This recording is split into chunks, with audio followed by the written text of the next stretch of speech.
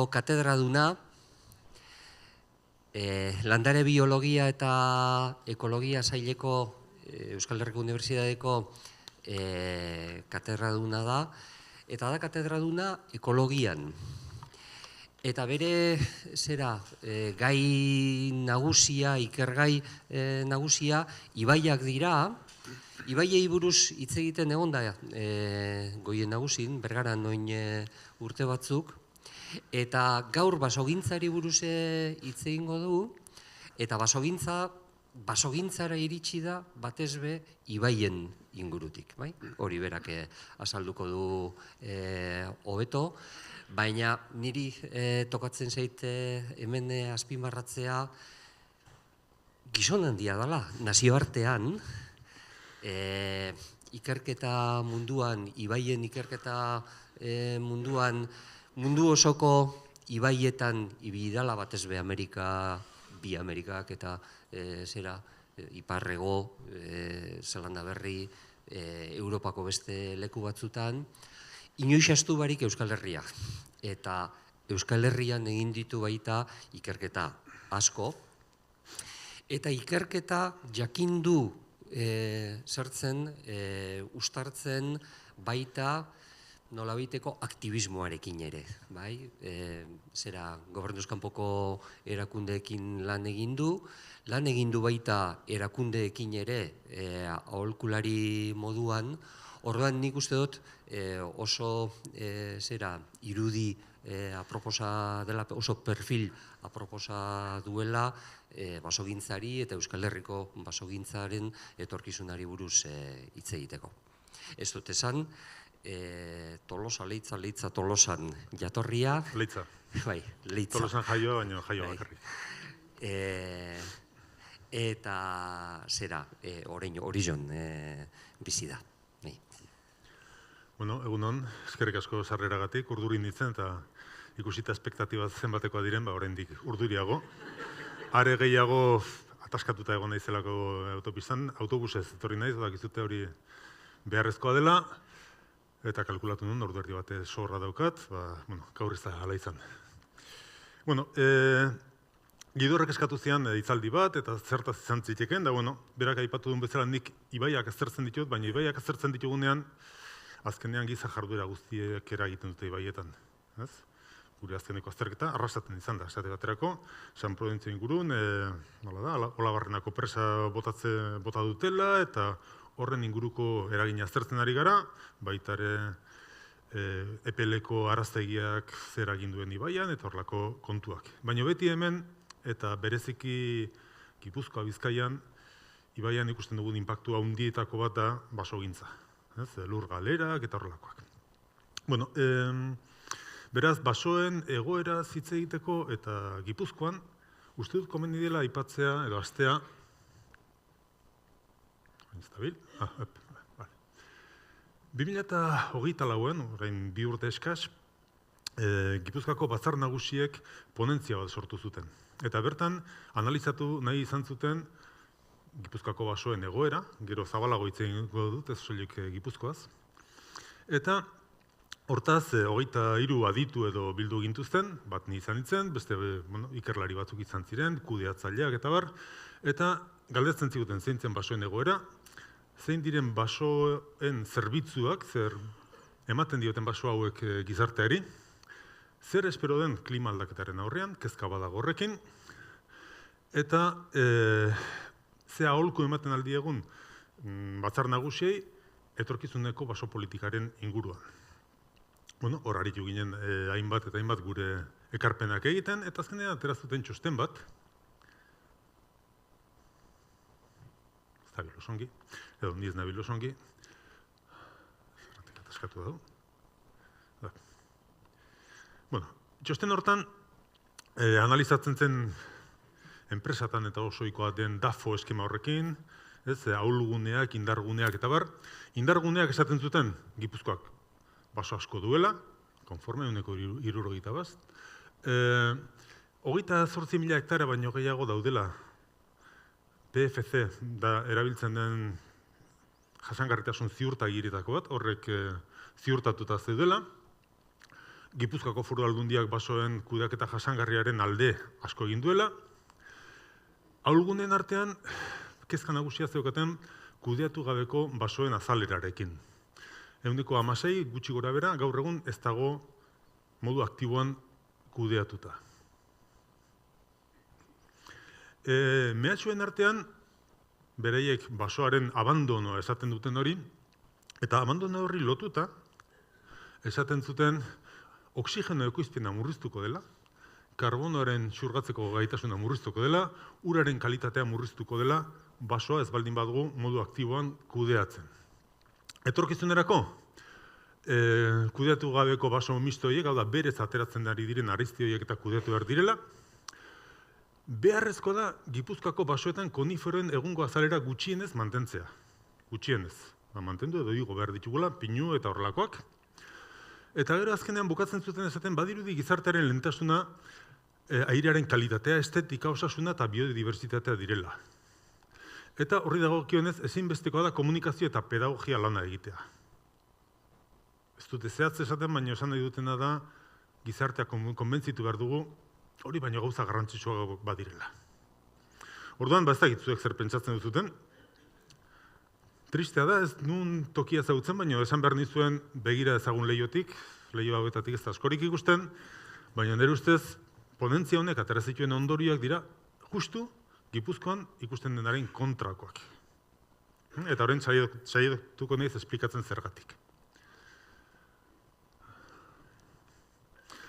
Gipuzkoa aipatu dut orain arte, Gipuzkoan gaudelako, noski Euskal Herria oso heterogeneoa da, oso desberdina da, eta badauzkagu, ez dakit, Bizkaiko ipar-mendebaldeko eremu handiak dena eukaliptoz estalita daudena, ni Orioaian bizi naiz hor paisaia dibertsuago bat daukagu, iparraldera baldin bagoaz, ez duzute ikusiko eukaliptu bat, edo ez duzute ikusiko pinudi bat, baldin bada kostan lekurik turistikoenean. Eta klima berdina da, eta lurra berdina da. Zer aldatzen da? Aldatzen dira politikak eta aldatzen dira gizarteak. Saharan bakarren batek erabaki du, Saharak baso desente dauka, eta dira bertako basoak. Eta bakarren batek erabaki du hori nahi duela. Eta bakion, basoietako batzuk herri lurrak dira, eta norbaitek erabaki du, erabaki zuen eukaliptoa nahi zuela. Orain ez, orain bakio hasi da aldatzen bere politika. Orduan, ikuspuntu desberdina dauzkagu eta horrek baso eredu desberdinetara garamatza. Zergatik dagoen halako aldea, beti Euskadin esaten da, eske Gipuzkoa eta Bizkaian lur gehienak pribatuak dira. Bai, baina galdera da lur pribatuetan eta lur publikoetan gauza bera egiten dugu edo gauza desberdinak egiten ditugu. Eta hemen daukazute, eta gizerrati da bilen horren motel. Hemen daukazute, gorriz kanpoko espeziak Euskal Herrian, berdez bertako zuhaitzak. Eta hori ikusten duzute Bizkaia eta Gipuzkoan askoz ere kanpoko zuhaitz gehiago dagoela, pinu, eukaliptu, izei eta horrelakoak, bestela, ia ez dela kanpoko espezierik erabiltzen. Lurraren jabetza ote da arazoa? Bueno, hemen daukazute zenbait exotiko landatzen diren lur pribatuan eta lur publikoan. Araban, lur pribatuan 126, baso pribatuen 126 exotikoa dira. Publikoetan 111. Nafarroan 6 eta 4. Gipuzkoan 161 eta 140, ez da horrelako alderik eta Bizkaian 175 eta 170. Bizkaian, Aldundia eta udalak ari dira pribatuek egiten duten gauza berbera egiten. Araban ez. Araban oso gauza desberdinak egiten dituzte. Bai? Beti bi argazki hauek erakusten ditut. Mendi bat, dena pinudiz estalita eta beste bat dena pagadi. Zein da publikoa eta zein da pribatua. Zuek badakizute, degurisa pribatua da. Eta dena pagadia da. Eta handatza, publikoa da, diputazioaren mendia da, eta dena pinudia da. Beraz, kontua ez da pribatu edo publiko izan baizik, eta horren jabeak, pribatu zein publikoa izan, zer erabakitzen duen horre egitea.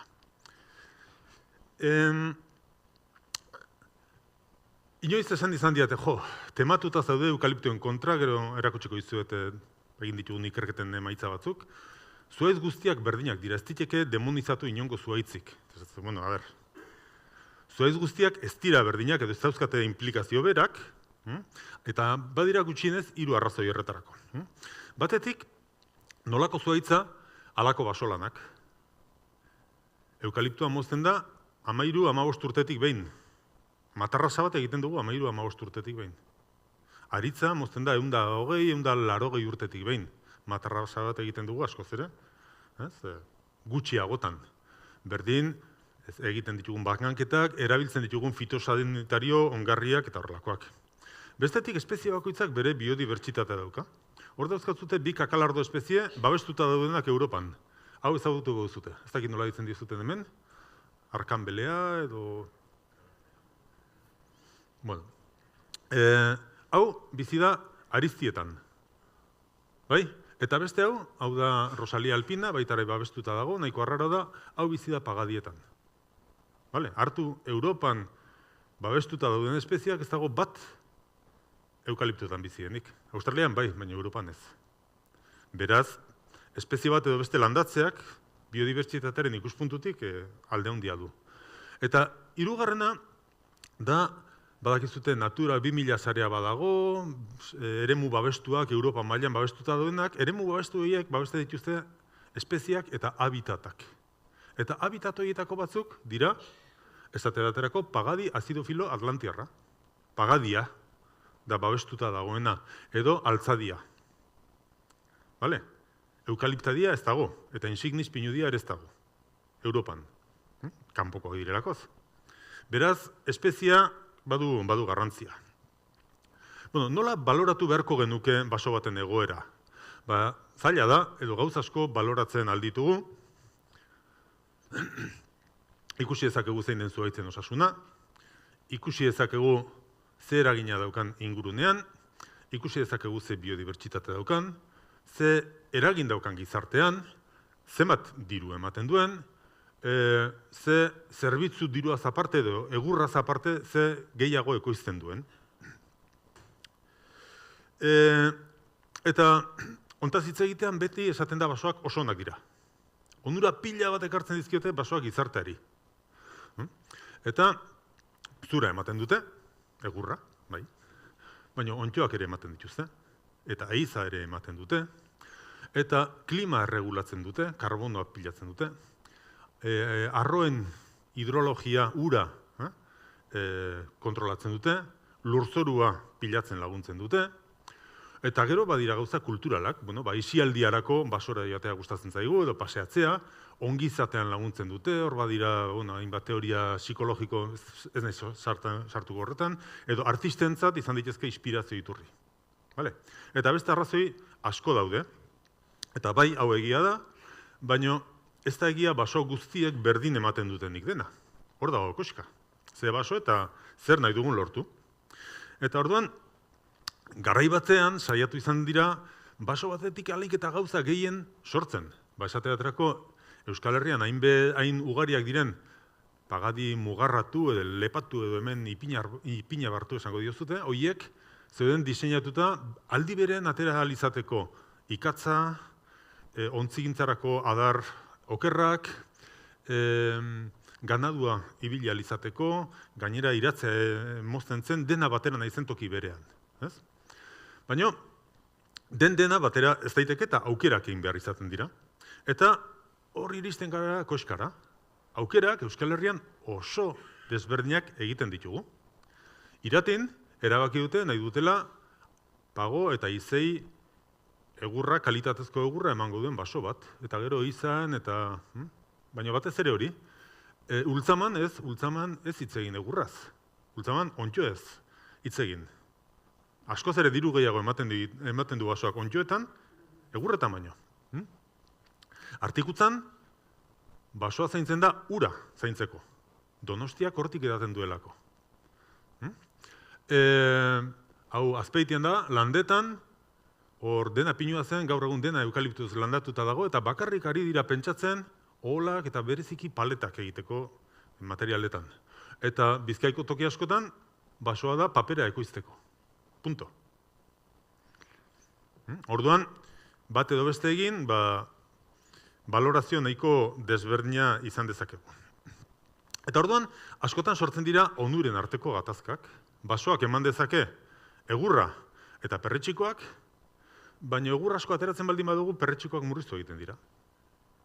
Edo matarras handiak egiten baditugu, uraren kalitatea txartu egiten da. Eta askotan dauzkagu olako borrokak. Eta honen adibide oso polit bat badago Gipuzkoan, hau Aiako Harriko Parke Naturalean gertatu da. Aiako Harria, Irun, Errenteria, Hernani, Oiartzun eta Donostia dira, Bidasoa eta Urumea tartean. Aiako Harria hau da, baina inguru guztia Parke Naturala da. Eta ia dena lur publikoa da. Normalean gehienak dira herri lurrak. Eta Gipuzkoako Foru Aldundiak kudeatzen ditu. Eta 2000 urtean, orain da 25 bat urte, eztabaida handia izan zen patronatuan, zertarako nahi ditugu baso horiek. Eta udalek esaten zuten guri interesatzen zaigu bereziki basoa jendea paseatzeko, eta barrez Donostia, Irunez ari gara, Errenteriaz, Errenteria harrik ez dago hemen, Errenteria oso herri itxusia da, etxez beteta, baina dauzkate 3000 hektarea baso. Orduan beraientzat baso hori importanteagoa da aisialdi moduan eta ez hortik ateratzen duten egurra. Eta hortan ari ginela parkeko zuzendariak esan zuen. Bai, baino, Euskadiko natura babesteko legeak dio parke naturalen funtzioa dela natura babestu, bai, baino baita ere ekonomia bultzatzea, aleik eta etekin handiena ekoizteko. Beraz ez gara hemen soilik tximeletaz eta txori ezari. Dirutaz ere ari behar dugu. Konforme? Hitz egin dezagun soilik dirutaz. Zenbat diru ematen dute parkeko baso guztiek egurretan, urtean. Igual dira 30 milioi pesta, zuek pestak gogoratzen dituzue, bai? Ja hitzaldi hau askotan gazteek ez dute ezakite zer diren pezetak. 30 milioi pezeta, pertsona batenak, hori diru asko da. 30 milioi pezeta Donostia, Errenteria, Oiartzun, Hernani eta Irunentzat, Donostiak zentimo bat igotzen baldin badu Kontxako parkina, 10 aldiz diru gehiago ateratzen du. Eta galdera, eta zenbat ematen du parkeak uretan? Parkeak uretan ematen du egurretan baino 300 aldiz diru gehiago. Orduan, erabaki zen, ez dugula basoa kudeatu nahi egurretarako, baizik eta uretarako. Eta hemen ikusten dituzuten pinudi horiek gehienak, jada, desagertu dira, iritsi ziten beraiek mozteko garaia moztu egin zen, eta hor aldatu dira bertako aritzak, pagoak eta abar. Pentsatu delako horrek onura gehiago ematen diola gizarteari. Ur kalitate hobea izango dugula eta etorkizunean, eta bakarrik dirutan pentsatzen. Ez txori eta ez horrelakotan pentsatzen. Orduan, urarekin ari naizela, lehen gidorrek esan dizue, ibaietan aritzen naiz azterketan, eta basoak funtsezkoak dira, uraren kalitatea bermatu dezakete batzutan. Hemen ezkerrean daukazute, Nafarroako pagadirik honenetakoa omen da, Kintoa. Kinto Real, Olazarko erreka da, eta behira ze txokolate kolorea daukan. Eta fijatzen bazarete, erreka ez dago azita. Zer da txokolate hori? Basoa ari dira ateratzen goian, eta traktore guztiak ari dira gora eta bera errekatik pasatzen. Honek izugarrizko inpaktua dauka bertako biodibertsitatean. Eta noski, honi ere basoa esaten diogu, baina begiratu arro oso bat matarrazan moztu dela. Horrek ekartzen duen inpaktua errekan izugarria da. Hau, iako erreka da, ia herria ezautuko duzute, eta abuztuan ateratako argazki bada, eta begira, ura uer dago. Eta astebete zeraman euririk egin gabe. Ez da lokaztu euri asko egin duelako, ez? Beste zerbait gertatzen da. Lokatz hori, eta hau da erosioa. Lurra galtzen ari gara. Eta lurra galtzen ari gara, kasu honetan, basoa moztu delako, kasu honetan dena eukaliptuz beteta dagoelako, eta pistaz beteta, eta nahiko zero betu asko daukatelako bertako kudeaketan. Eta beste estremora baldin bagoaz, lehen aipatu dizuet Artikutza. Artikutza, ez dakit ezagutzen duzuten, Nafarroan dago, Goizuetako lurretan, baino Donostiako udalak erosi zuen 1919an, eta erosi zuen ura kutsatuta zegoelako. Bertatik hartzen zuten ura, eta 20. mendearen hasieran izan ziren tifus epidemia batzuk Donostian, ikusi zuten erreka kutsatuta zegoela, mehatzeak zeuden, minak, zeuden ikazkinak, abeltzainak, jardura pila bat, eta ez zekiten nola konpondu. Orduan esan zuten, erosia, 4.000 hektarea, bailara osoa erosi, jende guzti atera, atera ez, dena jarri zituzten udalerentzat lanean, ura zaintzeko. Pasatu da mende bat, mende eta gehiago, eta daukagu uri garbiena, bertako biodibertsitatea pasada bada, baso zarrenak, tokia aparte da. Vale? Eta, oraindik ere, artikutzako urtegia haien ahituko zen duten, ja kentzera dijoazte, aurten kenduko dute, baina ur hori bera, pixka bat berago, beste urtegia handiago honetan biltzen da, Añarben. Beraz, ura da bikaina, bertako basoak zaintzen direlako beste inon baino hobeki. Erreka hau, ez da inoiz uhertzen. Euria egin ala, eta hoi da grazaleman baino euri gehiago egiten du artikutzan. Eta ez da, txokolate kolorekoa ez duzete inoiz ikusiko. Eta orduan nire galdera da, eta ez zaizu okurritzen beste toki bat, agian nolako zerbait egin zitekela? Urkulu, aixola, zenbat urtegi dauzkagu, legeak esaten du urtegi hoien inguruan baso babeslea izan beharko genukeela, baso babeslea da, egurraren produkzioa helburu nagusi ez daukan baso bat, izan daiteke arizti bat, pagadi bat, eta zergatik ez ditugu horrelako gauzak egiten. Nik uste dut, badaukagula zerpentsatua guztiak, ez? Zertarako kudeatzen dugu, Urkulun ez eta horren markatua, aixolan, aixolako arroa kudeatzen da egurretarako. Baina horko balio handiena, alde handiz ura da. Askoz ere gehiago balio du urko urak, horko egurrak baina. Lehen aipatu dut, errekak txokolate kolore hori hartzen duenean, da lurra galtzen ari garelako. Orain urte bete edo atxabaltan izan ginen ontaz hitz egiten, hitzaldi bat ematen, eta bertako batek esaten zian ez. Euria egiten denen, noski errekak lupeztu egiten direla. Hori da hemen. Segi artikutzara, eta ez da hori gertatzen. Eta hori da hemen, dagoen baso mota dagoelako, eta dauden pistak eta daudelako, zale? Eta orduan, hau ere Gipuzkoa da. Eta hau ere baso publikoa da. Ikuste dituzute bi puntu horiek, bi kotxe dira. Ikusteko pixka bat, dimensioa. Eta ikusten duzute PFC, hau da PFC ziurtagiria daukan partzela bat. Eta ziurtagiri horrek esaten du, hau kudeaketa, hau dela guztiz jasangarria. Nik esate dizuet, ez. Hemen galdu den lurra, begiratu. Ontaz, ikerketa asko egin zituen Jose Miguel Merinok, hau EHUko ikertzailea zen, mina ingenieria zen, bera, eta erosioa neurtzen zuen. Eta orduan, konparatzen zuen landaketa pinudi heldu batean zenbat lur galtzen den, mozketa harina, mozketa ertaina eta mozketa gogorra deitzen zion berak, teknika desberdinak erabiliz, eta pinudi heldu batean etzen lurri galtzen, eta mozketa gogorra gertatzen zenean, olako zerbait galtzen ziren 102 tona lur hektareako eta urteko. 102 tona lur. Ia lurrik ezagun toki malkarra batean da, lurraren erdia. Urte baten galtzen da. Eta ez hori bakarrik. Hori ona edo txarra da, urrungo aldian pinuak landatzen zirenean, mozketarinarekin azten ziren ia 80 metro kubiko hektareako, eta mozketa gogorrean ziren 22. Hau da, lurra galtzen ari gara eta galtzen ari gara emankortasuna, eta galtzen ari gara urrungo pinudiak emango duen produkzioa. Hemen bat baino gehiago lotuta zaudete baserrira eta badakizute lehenengo pinuaiek zenbat eman zuten. Bigarren belaunaldia kaskarrago izan baitzen. Bai? Eta hirugarren belaunaldia hor usteldu da. Orduan, bada hor zer pentsa. Beste kontu bat, aipatu behar dena da basoak eta biodibertsitatea, eta bai, basoak oso onak dira biodibertsitaterako, baso batzuk. Hemen daukazute oso baso dibertso bat, eta hemen daukazute oso baso pobre bat.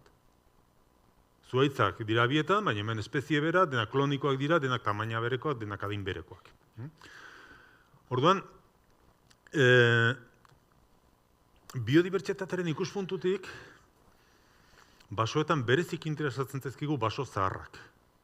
Europan basoa gero eta gehiago dago. Nekazaritza desagertzen ari delako, gutxitzen ari delako. Baina Europan batez ere dauzkagu baso gazteak. Eta baso zaharrak ikutu gabekorik ia ez dago, baina zaharrak oso gutxi geratzen dira. Eta orduan, oso importantea da basoen heldutasuna, baso zahar batek, zuhaitz zahar batek, balio du 1000 zuhaitz gaztek, baina askoz ere gehiago, biodibertsitatearen ikuspuntutik. Basoen tamaina ere garrantzitsua da, hemen baso guztiak ditugu unala, partzela oso txikietan zatituta, eta basoen arteko konexioak zaindu behar ditugu. Ze baditugu hainbat espezie baso baten oso interesgarriak, baina gero ezin dutenak urrungo baso heldura iritsi. Eta hori da problema handi bat.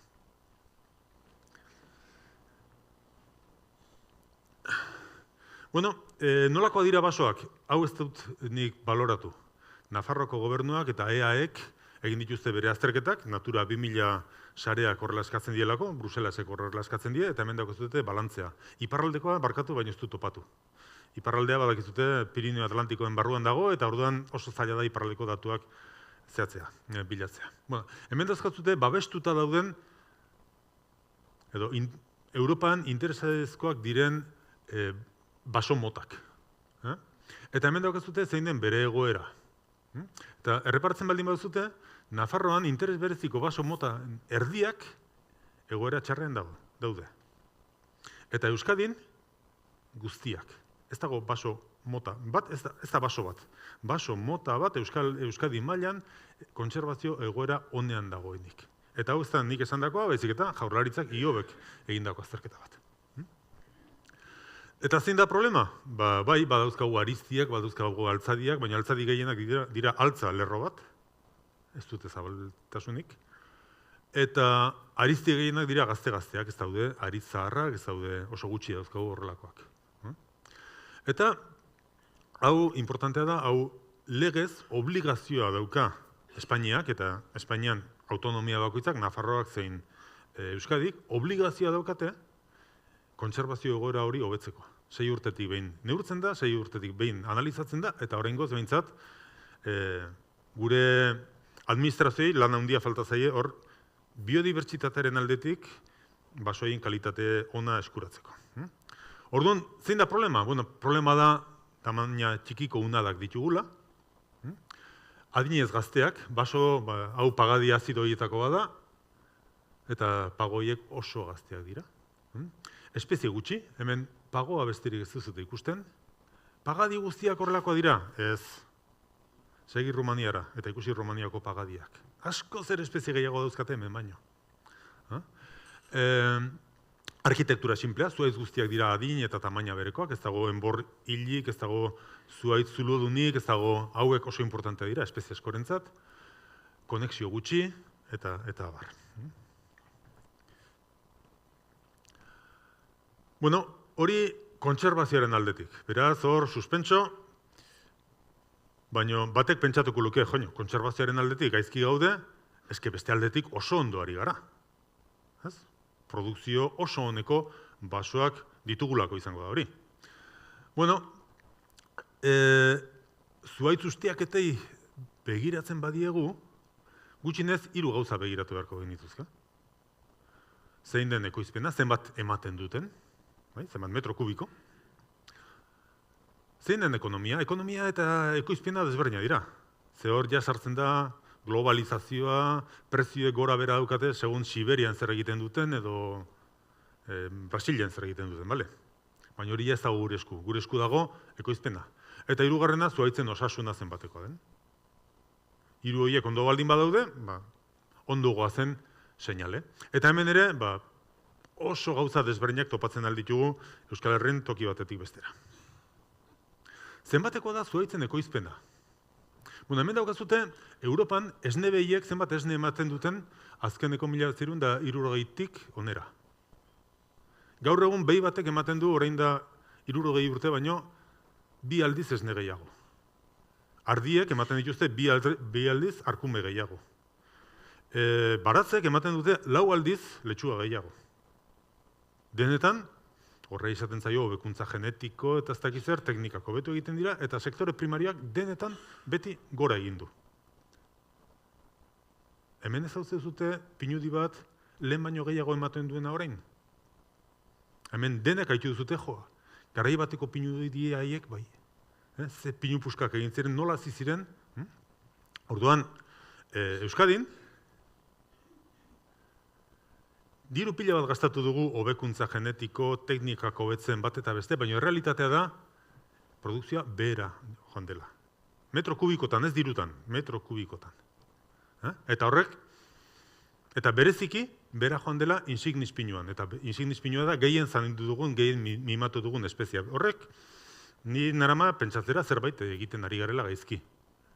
Eta behin baino gehiotan eskatu izan ditut datuak, datu hauek existitzen dira. Ze baso bat mozten den aldiro, guardak apuntatzen du zenbat metro kubiko eta zenbat urte zituen baso horrek. Bai, eta hori, nonbait kajoiren baten egongo da.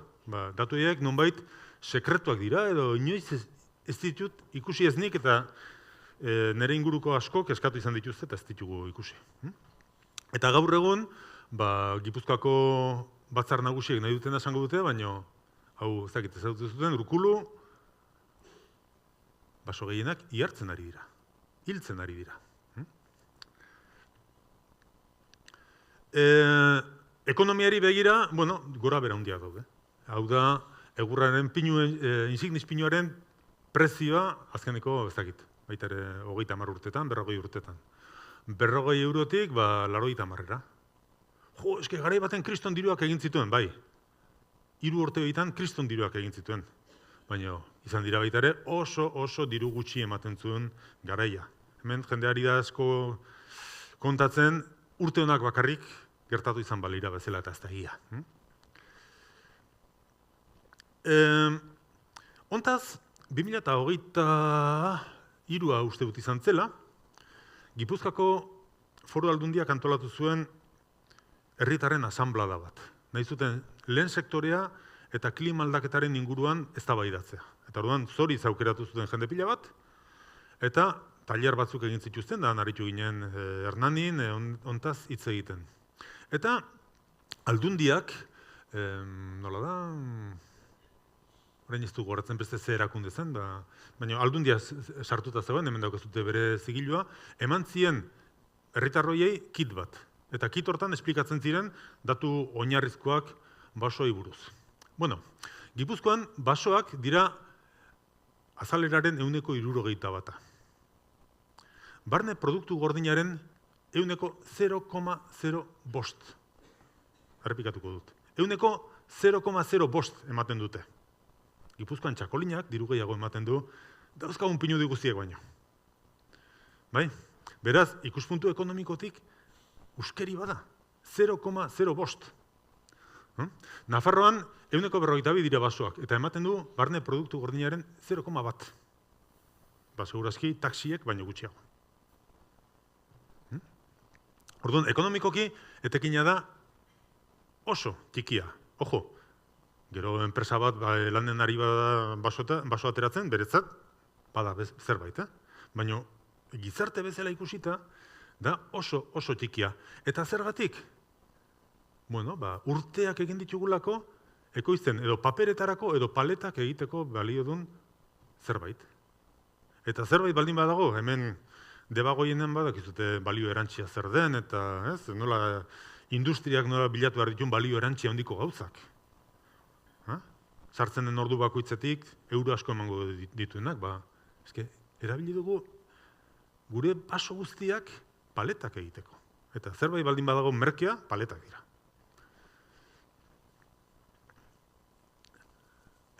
Honen adibide bat, hau ostiralean eman ziguten informazioa da. Aiako Harriko patronatuan nabil, parkeko patronatuan, eta hau da, 2025an Aiako Harriko 7.000 hektarea basok eman duten dirua.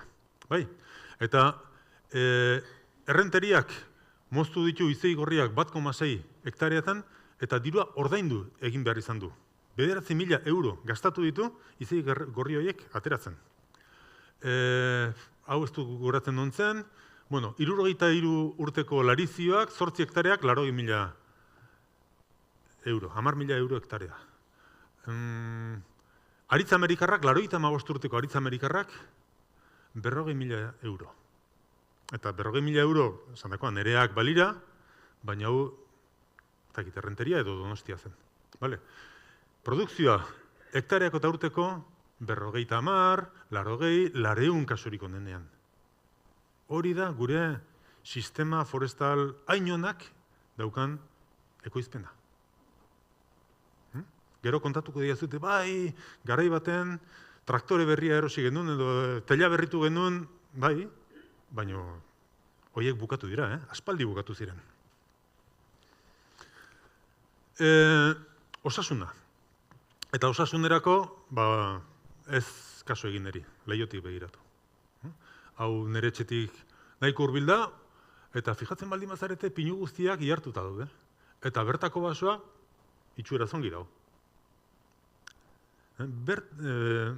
Bereziki koniferoak, baina nik esango nuke kanpoko espezie ia guztiak oso gaizki daude, eta bertakoak desente ongi. Eta nire ustez horrek lehen aipatutako gainustiak eta horren ondorioa dauka. Aritu gara gehigi ateratzen lurretik eta lurra ahultzen denean, hor bizi diren zuaitzak ere ahultu egiten dira.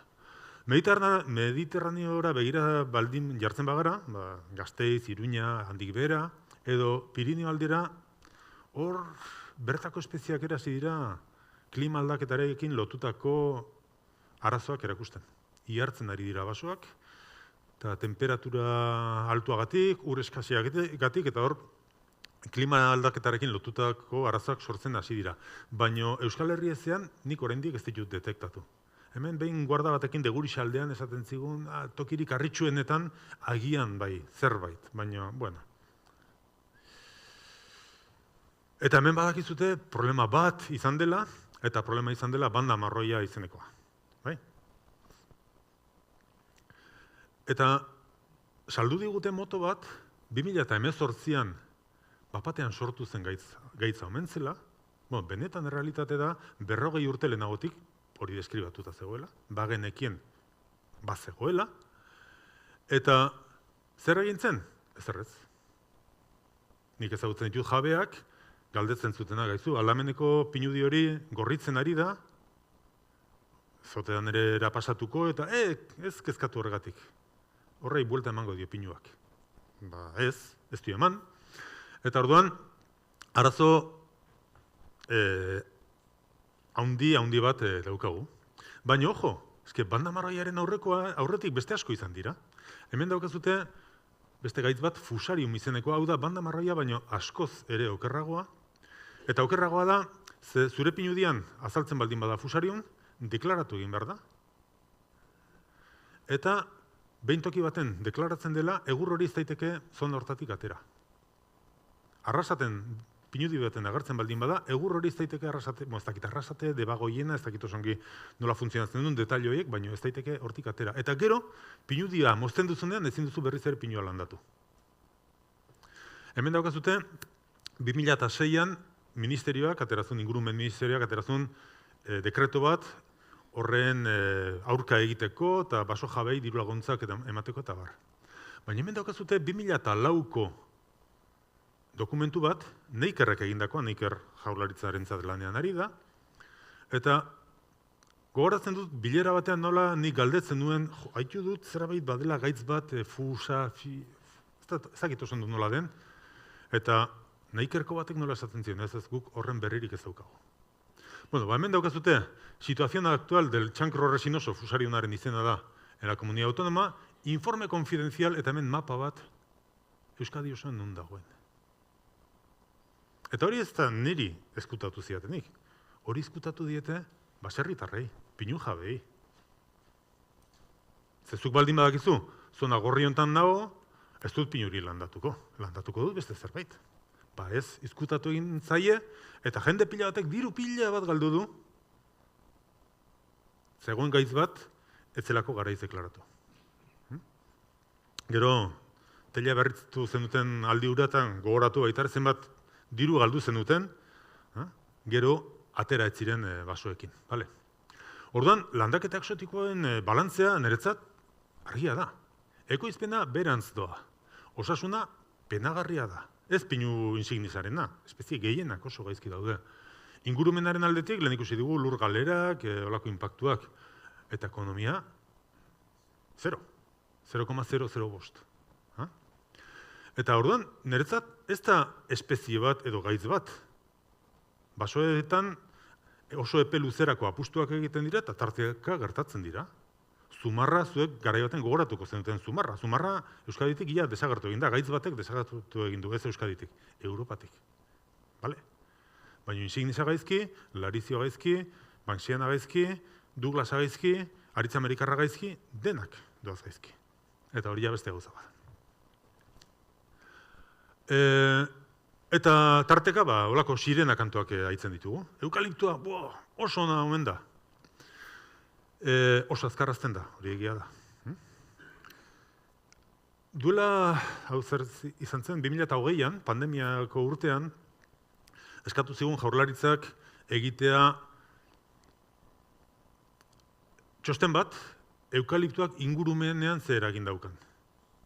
Eta Arantzadiko batzuk eta Euskal Herriko Unibertsitateko 2 aritu ginen hor lanean, bildu genuen dagoen informazio guztia, guk genekien inpaktu asko bat zeudela, ze guk horiek aztertu ditugu ibaietan, baina benetan ni konbentzitutan egoen, ibaietarako eukaliptua txarra da, baina, ez dakit, xagutxarrentzat edo ez dakit zerbaitentzat ona behar du.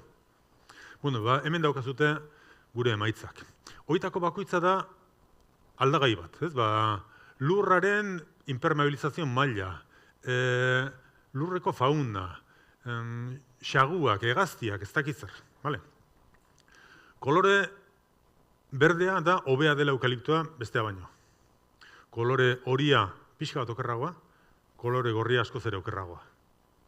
Eta behiratu hemen berde bat dagoela despistatuta, behin ikerketa batek esan duelako kolenbolo izeneko xomorro txiki batzu lurrean bizi direna gehiago zeudela eukaliptutan bestetan baino, baina beste guztitan analizatu genituen informazioa dagoen aldagai guztitan eukaliptuak okerragoa dira pinudiak baino, hauek dira pinudiak, eta bereziki okerragoak bertako basoa baino. Beraz, ingurumen inpaktu handia daukate. Eta gero, badira gauzak asko kontatzen ez direnak. Hemen, dakizutenek, jakingo duzue, kostan globulus eukaliptoa landatzen dela, eta barruan nitens. Nitensa polikia goazten da, baina izotza hobeki aguantatzen du. Bueno, Galizian, aspaldia globulusa ez da landatzen, ari dira landatzen nitensa toki guztietan. Zergatik, globulusak gaitz asko dauzkalakoia. Amigo, hori aztu egiten zaigu. Kanpotik espezie bat ekartzen dugunean, espezie horrek ez dauka gaitzarik, baina denborarekin gaitzak ere iristen dira. Eta ez hori bakarrik. Galizian gaur, eta hau Galiziako ur agentziako teknikari batek esan da, landatzen diren eukaliptadiak ongarritu egiten dira. Eta glifosatoa botatzen zaie, herbizida bat. Bestela, negozio ez delako berdina. Eta ez gara ari baratza txiki bateaz, ari gara milaka hektareako eremuak hartzen dituen zerbaitetaz. Beraz hor inpaktuak askoz ere handigoak izan daitezke. Sirena kantuak. Orain sekoia.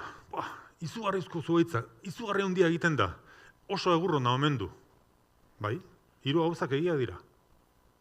Izugarrizko zuhaitza egiten da, hemen arrasaten badago bakarren bat, oso handia. Claro, arrasateko jardin batean aritzak ere handiak egiten dira, mendian beste gauza bada. Eta oso egur preziatua, bai, ez dakit batzuk ezautuko zute Lawson zipresa, Lawson altzifrea, Lawsoniana. Hori, Kanadan, da egurrik preziatuena. Oso garesti ordaintzen da. Bueno, hau da, Donostiak 17 hektareako basoa zeukan Lawsonekin, eta saldu zuen, hau izan zen 2019an, okerezpan naiz, 28 euro metro kubiko. Nik ez dakit hori asko da gutxi den, baina begiratzen dut, insignizaren prezioa, eta insignizaren prezioak dira 40, 50, hau da, hain ona omen den egur hori, 80 urte itxoin behar izan dutena mozteko, insigniza baino merkego saltzen da, gaur. Bale? Eta zori bakarrik. Zer ari da gertatzen Lausanianakin? Ihartzen ari direla. Hemen ere bai. Aretxabaletan ere bai. Eta horrek narama azkeneko partera eta da horren beste kezkatzen gaituen basoen abandono horretara. Nonbait, Gipuzkoarrak oso kezkatuta zaudete basoa abandonatzen ari delako, eta horrek arazo handiak ekarre omen ditzake. Orduan sortu da basotik, fundazio bat eta beste, eta badakizute basoa abandonatzen denean ze gertatzen den? Zuhaitzak hazi egiten direla. Zuhaitzak primeran moldatzen dira, ez dute gure beharrik. Berez, badatoz, eta bereziki Gipuzkoa bezalako toki euritsu batean, eta bereziki Deba Bailara bezalako toki batean non espezie pila bat dauden. Ze baldin bagoaz, ez dakit, leonen badira zonak guztiz pelatuta daudenak. Abandonatzen baldin baditugu, otea eta horlako bat, baina zuhaitzik ez inguruan ez dago zuhaitzik. Baina hemen, beti badaukagu aritz bat, lizar bat, arte bat inguruan, espezie pila bat daude deba goienan bereziki, eta orduan, belardi batetik ardiak atera, eta handik 2 urtetara ja zuhaitzek badatoz. Eta ez badiazute sinesten, hemen daukazute Gipuzkoako adibiderik handiena, hau Leizaran da. Badakizute Leizarango autobiarekin ze istilu izan ziren, Leizaran hor bat ziren 3.000 hektarea diputazioarenak, bat dira oraindik, eta orduan dena pinudia zen. Eta azkenean pakeak egiteko erabakitzen buna autobidea egingo dugu, baina bertako pinudi horiek bertako basora pasatuko ditugu. Aristi, Gaztainadi, Pagadi, dolakoak. Eta orduan jende asko esaten zuen, hori astakeria. Nola utzi dezakegu, holako ondasun ekonomiko bat alperrik galtzen. Bueno, hau dena pinudia zen, eta gaur bertara bazoazte ikusiko zute denak direla aristiak, eta aristi gainera oso politak. 30 urte dauzkate, baina oso politak. Orain da urte batzuk bertako teknikariekin egin genuen bisita bat, eta galdetzen genien, nola lortu duzute hain baso onak izatea.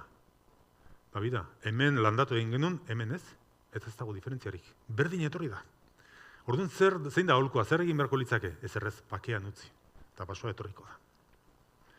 Baina nire galdera ez da hori, baizik eta konforme eta orain da 30 urte erabaki izango bagenu, ez jarraituko dugu pinuekin, pinua moztu eta berriz ere pinua landatu izan balitz, ze gertatuko litzateke? Begiratu berriz ere Leitzaranen. Leitzaranen geratzen diren pinudik guztiak daude ihartuta. Beraz, landatu izan bagenitu, ez dakitzen bat 3.000 hektarea pinu, diru hori dena zakarretara botatzea izango litzateke. Beraz, abandonoak badauka gauza hon bat, eta da, ez dugula gastatzen. Eta berez, natura, neurri batean, bereskuratzeko gai dela. Klima aldaketa aipatu dugu, espero dut ez dela hemen klima eszeptikorik izango. Baina klima beti berez aldatu izan da, egia da. Hemen daukazute azkeneko 800.000 urtetan, nola aldatu den CO2 konzentrazio atmosferan. Eta badakizute horrekin klima aldatzen dela ez. Gora, bera, glaziazio, interglazial, hori guztia. Hemen daukazute azkeneko 150 urtetan nola aldatu den. Pixka bat ezberdina da ez? Ari gara mundu berri batera sartzen. Azkeneko 1.000.000 urtean izan ez dugun klima batera ari gara pasatzen, lehenagotik izan diren aldaketak baina azkarrago. Eta hori oso kezkagarria da. Orduan, oraingoz, Euskal Herria Atlantikoan, nik ez dut ikusten eragina hundirik. Izango du, etorriko da. Transizio zona hortan, Mediterranear, Atlantiar zona horretan, ez dakite, Gasteiztik pixkate iparraldera, pixkate hegoaldera, Iruñerritik pixkate hegoaldera, iparraldera, hor, bai ikusten da zenbait zonatan basoa ihartzen ari dela. Baina, klima aldaketaren aurrean, lehenengo gauza esan behar duguna da, ez dakigula zenbateraino iritsiko den.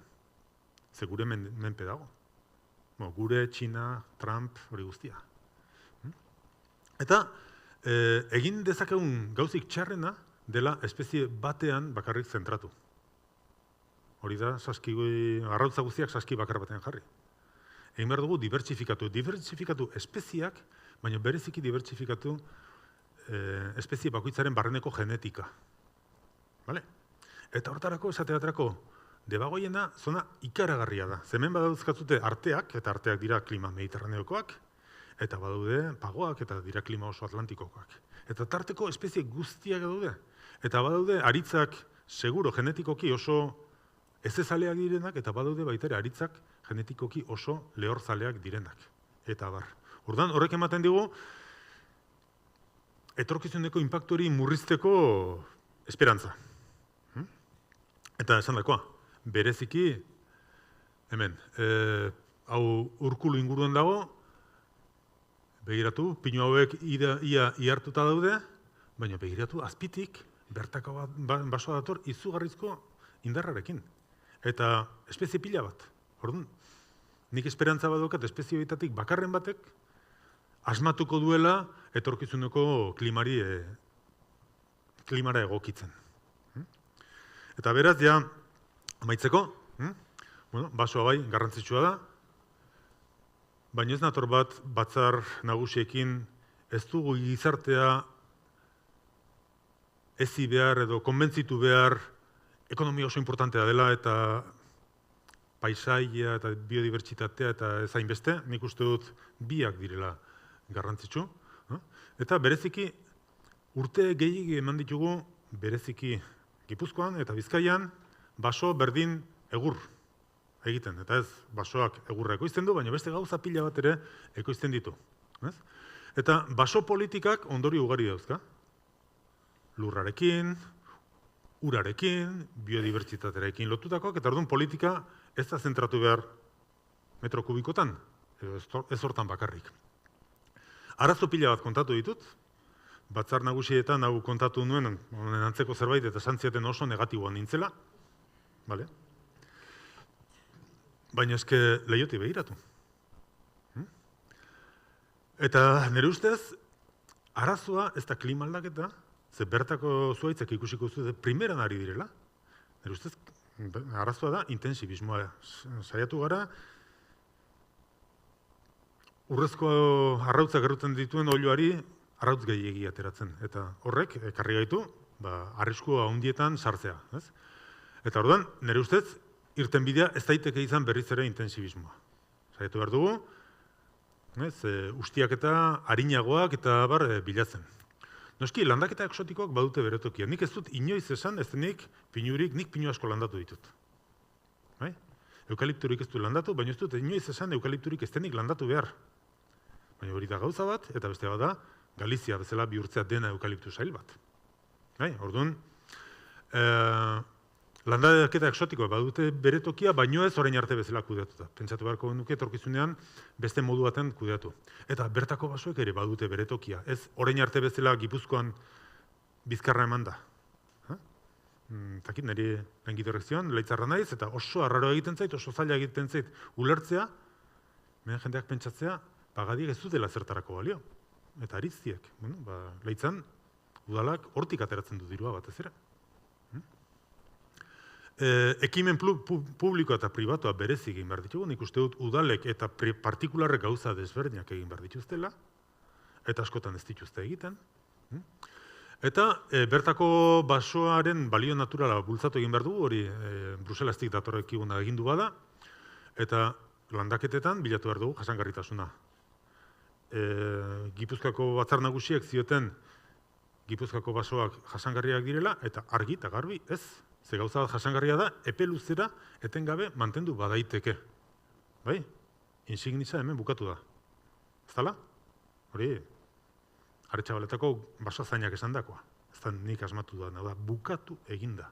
Beraz, gauzak ongi egin ez ditugun seinale. Hori ez da jasangarria. Orduan, etorkizunean, zer pentsa asko daukagu nire ustez. Eta eskerrik asko.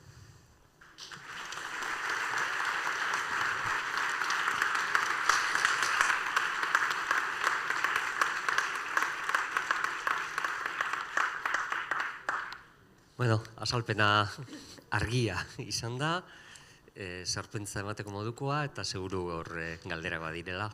Galderak edo kritikak, Baita ere. Bai.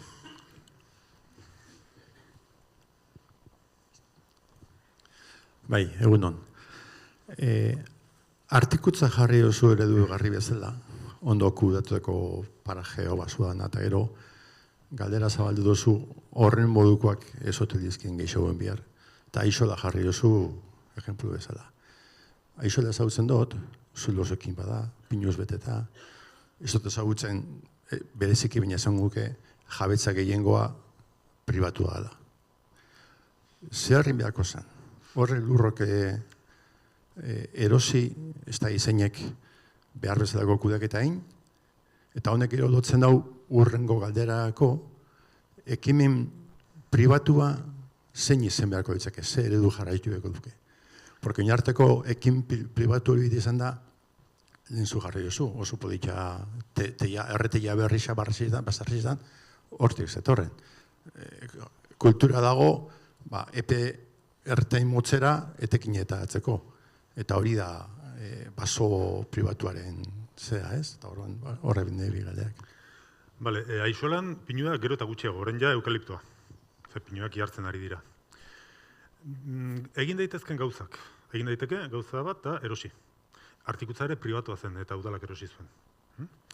Baina legez badago beste formula bat eta da baso babesle izendatzea. Jaurlaritzak 1987an okerrezpan naiz atera zuen baso plana, eta bertan esaten zuen,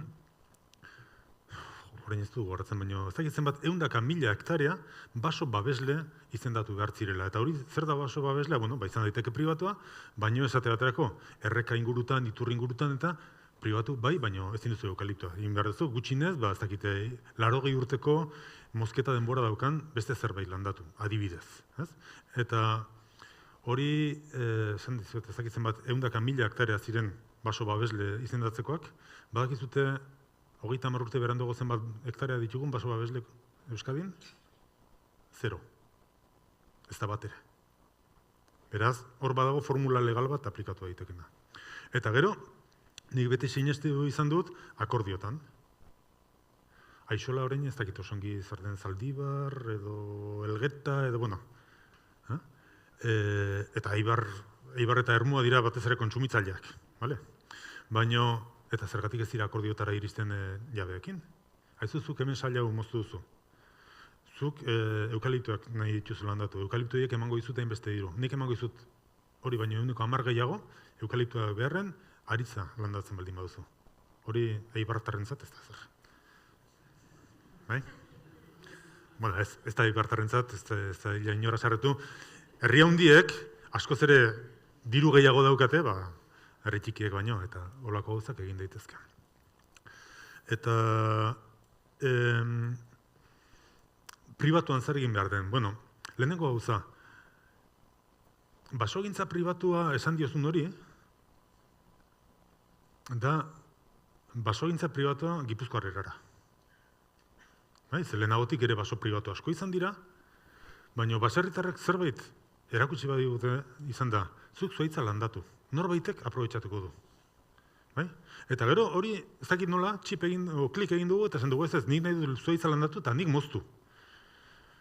Hori ez da inoiz horla izan, lur pribatuetan ere. Lehenengo gauza. Eta iparraldera joan, eta iparraldean baso pribatuak badira, ariztiak eta oso modu harinean ustiatuta daudenak, eta Nafarroan ere badira horlakoak, eta Araban ere badira horlakoak.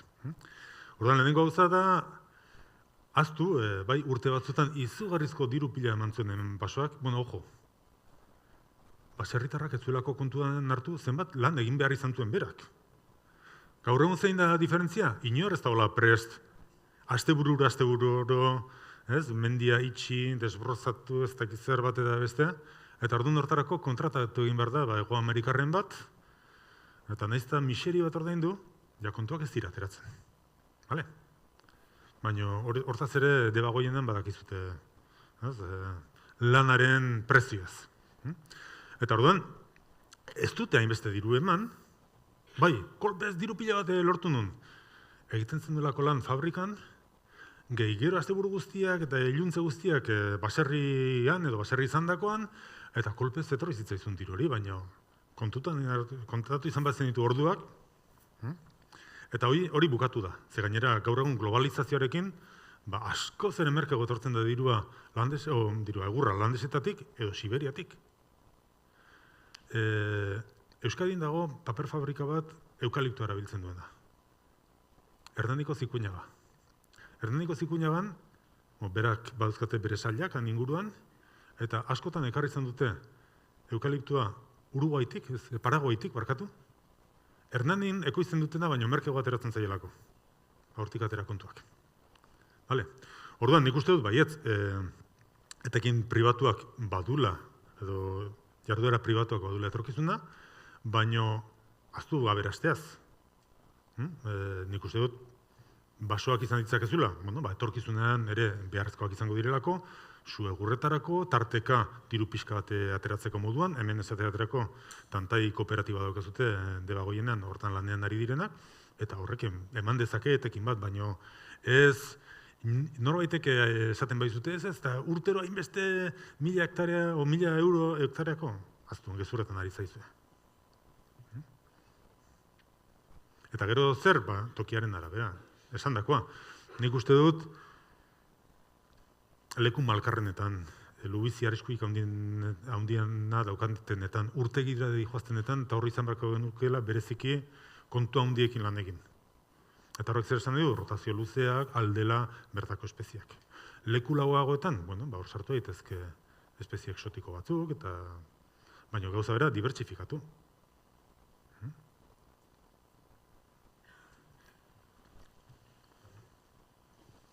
Bai, baduko guztien bat? Hemen bat.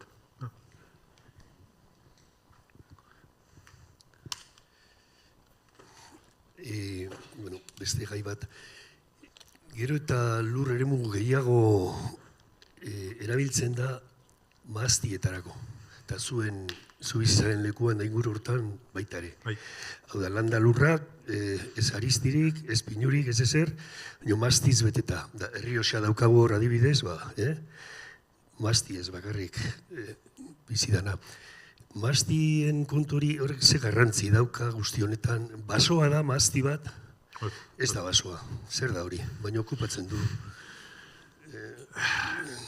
Mahaztiekin bereziki txakolinarekin gainera dena aterrazatu egiten da lehenengoz, eta horrek lur galera handiak ekartzen ditu hasieran, gero epe ertainera ez. Eta gero mahaztietan erabiltzen diren pestizida pila da. Gertatzen dena da, Errioxa aipatu duzu.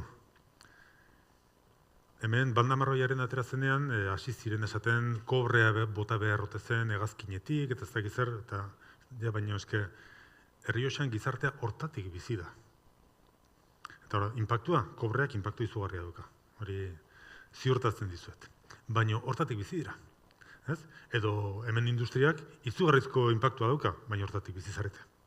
Orduan, ez garasiko industria izten. Zaitu gaitezke hobetzen, inpaktuak murrizten, modernizatzen, eta gauza bera egin daiteke mahastiekin esate baterako, gero eta gehiago matx ekologiko eta teknika arinagoak eta bilatzen ari dira. Eta gero hor badago este kontu bat, bai mahastiak txakolindegiak asko zabaldu dira, baina esango nuke ja tope bat iristen ari direla. Ez direla gehiago zabalduko, ez dago merkaturik hortarako. Errioxean arrazon handia dauzkate, eta txakolintzaleak ere esango duke ez da biltzela sobera, ez dakit. Beste galdera bat. Aipatu duzu basotik fundazioa. Zer nolako, ze bide hartzen ari da hori? Ez dakit idearik ere. Ez dakit. Egitan, saiatu naiz galdetzen bati eta besti, eta beraiek diote lur jabeak erabakitzen dula zer nahi duen, nahi dituen bertako espeziak edo kanpokoak, eta gero beraiek egiten dutela kudeatek eta guztia. Nik egia esan ez dakit, nola funtzionatzen duen. Nik ezagutzen ditut bai tantai kooperatibakoak. Eta horiek konfiantza ematen diate. Konfiantza ez dut irabazten komisiorik ematen, baina haiek bere filosofia gustatzen zait. Haien filosofia da goazen bertako basoa ustiatzera. Eta ustiatzea alik eta modu harinean eta bilatuz Europan dauden teknikarik onenak alik eta inpaktu txikiena egiteko. Orduan, basotikek ez dakit egia esan. Baina ez daukat ezer esateko hortaz. Bueno, bai, gauza bat esan dezaket.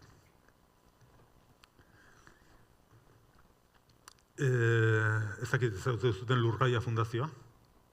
Lurgaia Fundazioa Bizkaian sortu zen, eta ari dira lurrak erosten bertako basoa bultzatzeko. Momentu enten, Bizkaiko ariztirik handiena da Lurgaia Fundazioak landatutako arizti bat musikan.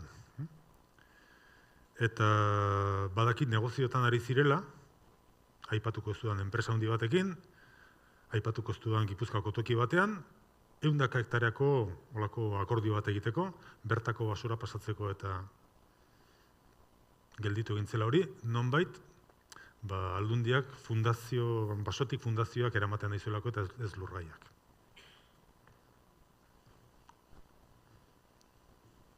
Bai, badukagu besterik, bestela Mikel beti prest.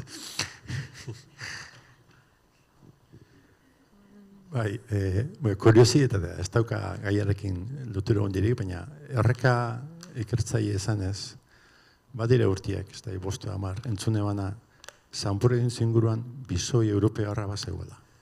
Badago ondio? Bizoi europarra egon ez da egiten, pasa egiten da. Tarteka, deban ere izan da. Bisoia da momentu enten munduan dagoen karniborotik mehatxatuenetako bat. Populazio onxamarra Nafarroko herriberan dago. Aragon, Ebro, pixka bat Errioxara sartzen da. Eta tarteka batzuk oneraino iristen dira. Igual ez handik abiatuta oneraino iritsi, baina bai handik bat abiatuta harren umeak oneraino iritsi. Eta azkenik urtetan ez da atera, baina bai tarteka. Orduan, ibaietan lanean ari gara errestaurazio lanak egiten, beste ibar basoak eta berreskuratzen, eta esperantzarekin, inoiz etortzen baldin badira, hemen geratzeko aukerak ematen ote dizkiogun.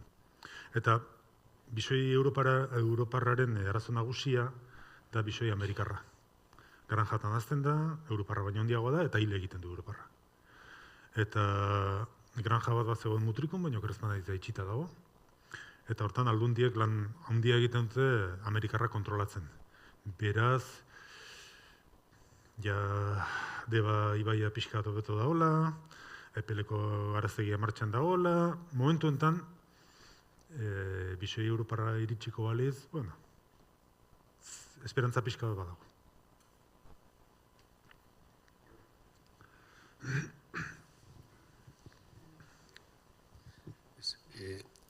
Azken honi jarraituz, bizoia aipatu duzu, baina basogintza eta faunaren artean erlazio handia dago, ez? Ze fauna dago arriskuan, nola dago gure fauna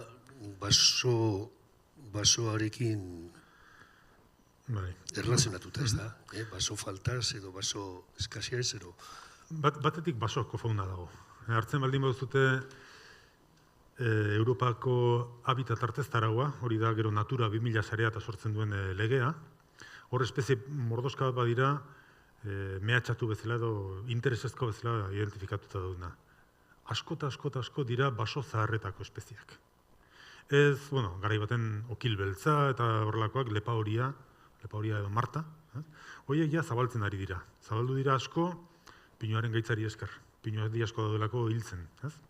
Eta gero zabaldu dira, behingoz ez ditugulako izatzen. Eta horrek denbora bat behar du populazioak berriz ere gora egiteko.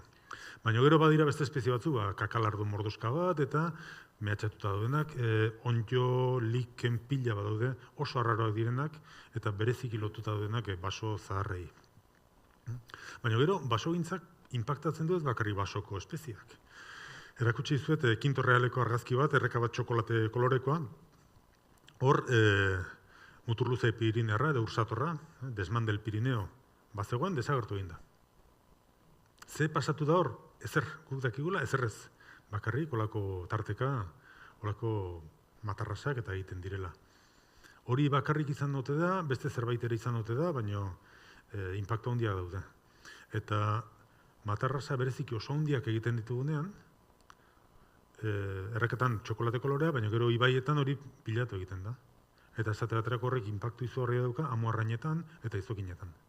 Ze hauek arrautzak errutan dituzte legarretan, eta urak pasatu behar du legarroien tartean arrautzak oxigenatzeko.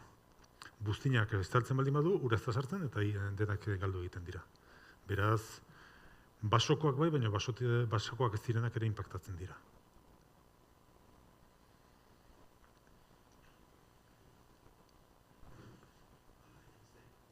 Besterik? Bai.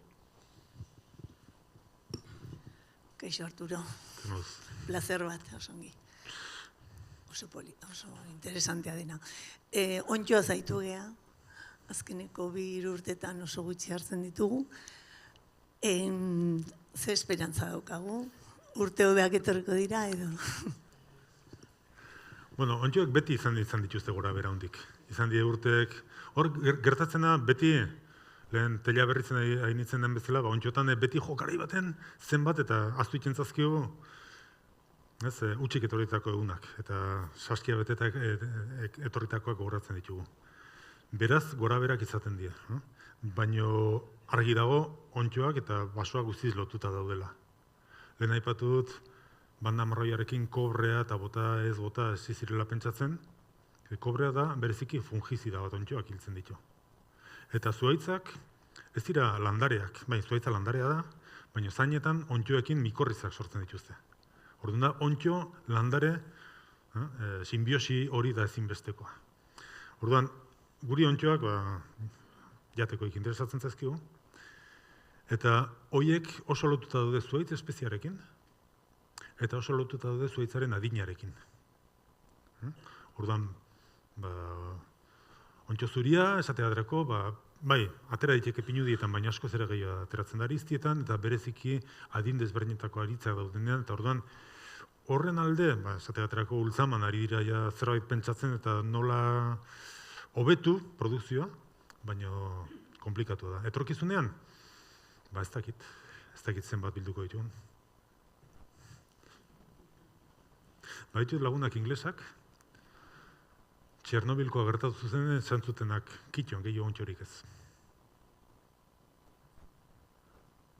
Ontxoek ere sustantzia radioaktiboak bilatu egiten dituzte.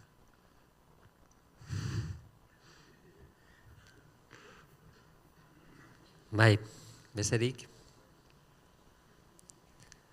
Bai, aldundiaren politika pixkatxo bat susmatu dugu nondik doan, udalek badute maniobratzeko tokirik? Teorian politika gehien aldundien eskutan dago. Baina aldundiek ez duten nahi izaten udalen kontra egin. Orduan, udal batek esaten baldin badu, ez guk hau nahi dugu, aldundiak azkenean amore ematen du. Eta gero, aldundia da unibertsitatea bezala, erokendio handioitako bat, eta hor pertsonak daude, eta pertsona bakoitzak bere lan egiten du batzutan ikustekoa da, mai berean daudenak nola elkarren kontrako lan egiten duten. Orduan, politika horiek, izan dira politika nagusi batzuk, baina aldatzen dira denborarekin, aldatzen dira bat jubilatu dela, beste bat berria etorri dela, eta udalek zerikusia handia daukate. Gauza bera, udaletan, lehen dortatzuk aritu ginen jaurlaritzarentzat udalekin eta udal teknikariekin, ingurumen teknikariekin tailer batzuk egiten, eta teknikariek beti pentsatzen zuten guk ez daukagu indarrik. Alkatea da, alkatea 4 urtetik behin aldatzen da, edo 8 urtetik behin, eta teknikaria mantendu egiten da. Eta lehenago edo beranduago iritsiko da alkate bat, entzungo izuna. Orduan da zure momentua. Zure lana da alkatea leziatzea, ez bakarrik alkateak esandakoa zuk betetzea. Eta orduan, erakundeek denek, aldundi, udal, jaurlaritza, bere politika dauzkate, baina azkenean inguruan daukaten horren arabera aldatzen dira. Eta arrasaten daukazuten kezka bakarra futbol taldea baldin bada, futbol zelaia hobetuko dute. Baina kezka gehiago erakusten baldin badiozute, ez dakit hemen zinegotzirik baden, edo, baina hemendik ateratzen lata ematen badiozute modu zibilizatuan. Zinegotziari, eta esaten badiozute, ez dakit ze mendi edo beste modu batean euki barko litzakela, agian kaso egingo dizue. Eta agian honek ez, baina urrengoak bai. Erresegi esaten dugu, botatzen dugu errua erakunde guztiai. Eta bai, gauz asko egiten dituzte gaizki, guk ere egiten ditugun bezala, eta orduan gure lana da, haien lana aldaraztea. Eta hortan, barkatu baino, jubilatuak izugarrizko indarra daukazute. Edo, daukagu, ni oraindik ez, baina hemendik gutxira, asko, gero eta gehiago, preparazioare bai, eta denbora.